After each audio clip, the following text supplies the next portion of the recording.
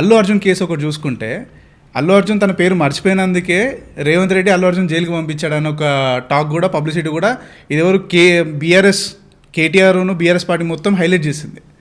ఇప్పుడు జగన్న పెట్టేటటువంటి దాని ప్రెస్ మీట్ దాంట్లో యాదృచ్ఛికంగా జరిగినటువంటి దాన్ని అంత పెద్ద మనం చూడాల్సినటువంటి అవసరం లేదు. అల్లు అర్జున్ వ్యవహారం తీసుకున్నప్పుడు అల్లు అర్జున్ మాట్లాడిన దానికంటే బిఫోరే ఎఫ్ఐఆర్ రికార్డ్ అయింది, ఎఫ్ఐఆర్ రిజిస్టర్ అయింది. క్రోనలాజికల్ ఆర్డర్ మనం తీసుకుంటే ఆయన మాట్లాడినటువంటి దానికంటే బిఫోరే ఎఫ్ఐఆర్ రిజిస్టర్ అయి ఉండే. దాన్ని ఎట్లా చెప్తావు అసలు? ఇది చేసిరు కాబట్టి అది చేసిరు అనేటట్టు ఎట్లా అంటాం? అది రెట్రోస్పెక్టివ్గా పోదు కదా. అవునా? అప్పటికే ఎఫ్ఐఆర్ అయిపోయింది. తర్వాత ఈ పేరు మర్చిపోయింది కాబట్టి కేసు పెట్టారు అనేది తప్పు కదా అంటున్నా.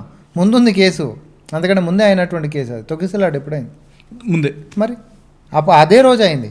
అసలు ఇంకొకడు దానికంటే బిఫోర్ కూడా పర్మిషన్ లేదు, పోలీసు వాళ్ళు ఇన్ రిటర్న్ పర్మిషన్స్ లేదు, రావద్దని చెప్పినాక కూడా వచ్చిండు అనేటటువంటి దానికి కేసు రిజిస్టర్ అయి ఉందాడ. కేసు రిజిస్టర్ అయింది, చట్టం తన పని తాను చేసుకుంటూ పోయింది, అంతే తప్ప అంతకుమించి వేరేదేముంది? ఇంకో చిన్న పెద్ద తేడా ఏం లేదు. మాకు నచ్చినట్టు మేము వ్యవహరిస్తాం అనేటటువంటి కోణం చూడొద్దు అనేటటువంటిది అయింది. దాని తర్వాత సినీ ప్రముఖులు, మీ టీము, కమాండ్ కంట్రోల్ సెంటర్, ఇవన్నీ మనం ఇక చూసినాం.